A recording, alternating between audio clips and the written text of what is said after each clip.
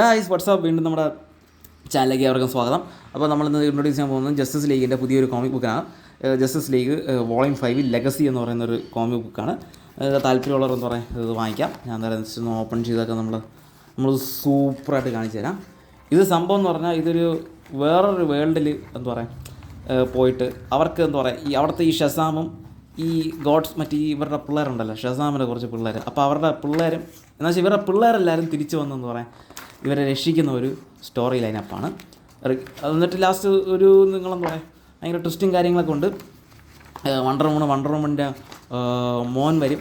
അങ്ങനെ അവരുടെയൊക്കെ പിള്ളേർ, സൂപ്പർമാൻ്റെ പിള്ളേർ, അങ്ങനെ എല്ലാവരുടെയും പിള്ളേർ വന്നിട്ടുള്ള ഒരു കോമിക് ബുക്ക് സ്റ്റൈലാണ്.